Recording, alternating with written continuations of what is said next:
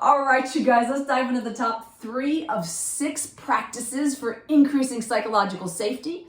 Today, we're going to dive into the first, most critical practice. Tomorrow, we'll get into the second. And then on the third day, we'll dig into the third practice. So for today, the top practice is, before I turn this over, let me just ask you to think about one person that you felt incredibly safe to share some of your struggles, your goals with. This could be in the office, or at home. What are some of the qualities about that person? Why do you feel so safe with them? All right, now let's dive into the first practice. Expose your vulnerabilities. An excellent example of this is actually Domino's. Back in 2008, when Patrick Doyle's first took over as CEO, the company was at its all-time low at $2.61 per share. Well, Patrick put together a bunch of focus groups to ask the customers, what do you not like about our product? And what he heard, the top complaint was, your crust tastes like cardboard. So he and his team went off and they recreated the crust, and he came back, got on video and said, so we've been serving you substandard crust for a number of years now. I want you to know that we went back and we recreated it, and I'd love to have you guys come back and try us again. Well, they did. And a year later, the stock price rose to $30 per share. This is the power of vulnerability, of imperfection, of saying, we're really messing this up. Or, I made a mistake, I'm so sorry.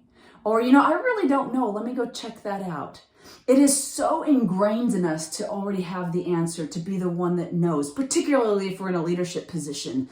It's not as common to hear, I really don't know, or I'm so sorry. Or here's a big one. Can you help me with this? Instead of get this done, I need your help with this. Very different. It's vulnerable to ask for help, right? So another great way to do this is to practice exposing your vulnerabilities, is to share some of the lessons that you've learned along the way. And what are some of your goals and your future aspirations?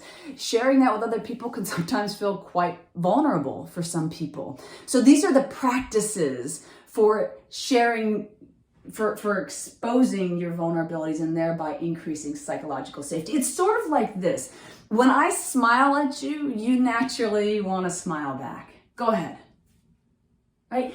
When I share with you some of my vulnerabilities, you naturally feel safe that you could also do that. And as a result, you could bring your full self, your ideas, your passion, for the customer, for the product, for the company. You can bring all of that because it's safe. That's the power of psychological safety and of exposing your vulnerabilities. If you found this video to be helpful, please share it. If you're looking for a keynote speaker, you're looking for an executive coach or a facilitator for an upcoming event, be it in person or virtual, pop me an email, Misti@mistiburmeister.com. Come back tomorrow for the second practice. Until next time, I'll say here's to your greatness.